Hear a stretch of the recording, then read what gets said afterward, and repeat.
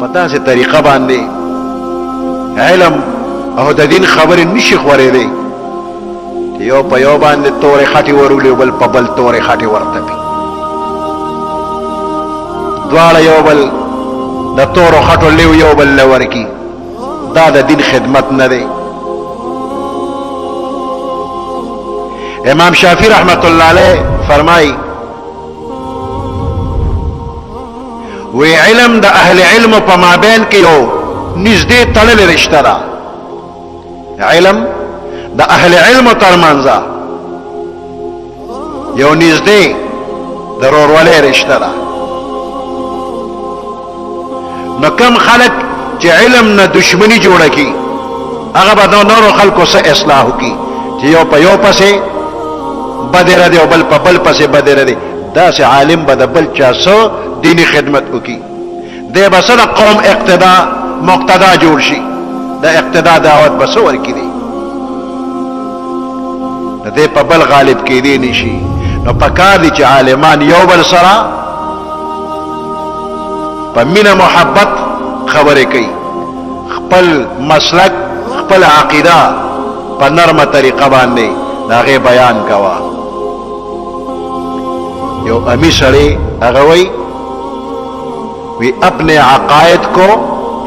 مت چھوڑو اور دوسروں کے عقائد کو مت چھیڑو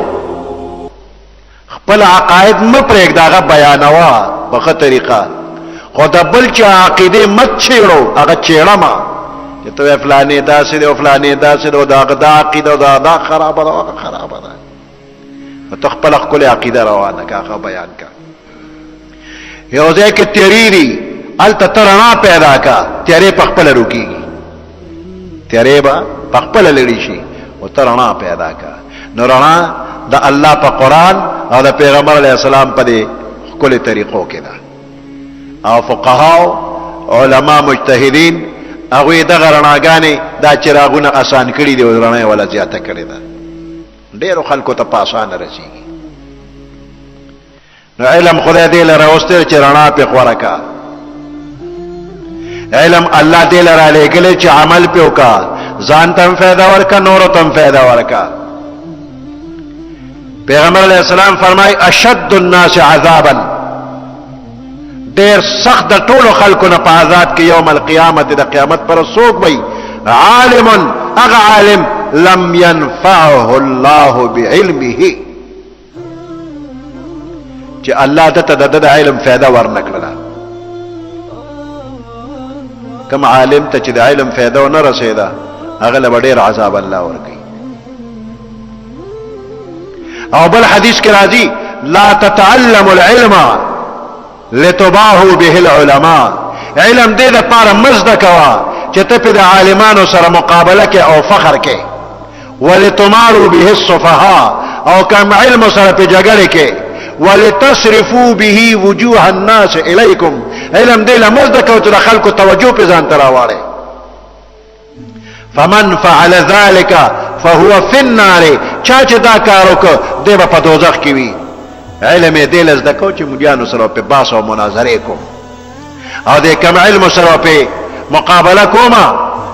او خلکو مخ کې به خړ پړ کما او یا په دې علم د خلکو توجه ځان تراوړم کدی د پاره چې علم کو اور کې وي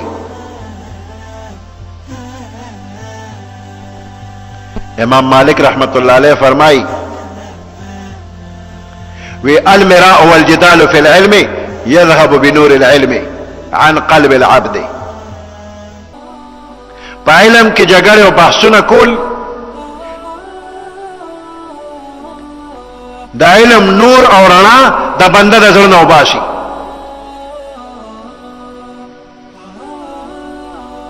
بحثونه مناظره جنگ جګړه عوامو کې نفرت پیدا کول د دې سره د علم اغرنا اغه نور ختميږي او د علم وضاحت وکا کچا اومن خدای دې وسره خو کی مسله بیان کا کچا اومن لا خدای دې وسره خو کی کوي نه منه بس خاموش وقيل له رجل له علم بالسنه امام مالک صاحب ته ویل شو یو سړي سره د سنت علم دی د پیغمبر علیه السلام د احادیث علم وسره دی. فهل یجادل عنها قال لا. وې دې په خلکو سره جګړه وکي حفاظت سنت د پاره جګړه وکي، وې نه جګړه مکوا، ولكن يخبر بالسنه، دې خبر ورکی د سنت احادیث وغیرہ صحیح مسئلہ دے بیان کی. فإن قبل منه کچر دا مسئلہ دا دن صحیح قبول کړی شولا ډیره خدا، والا سکتا کچا خبره ونه منله بس دې خاموش شي.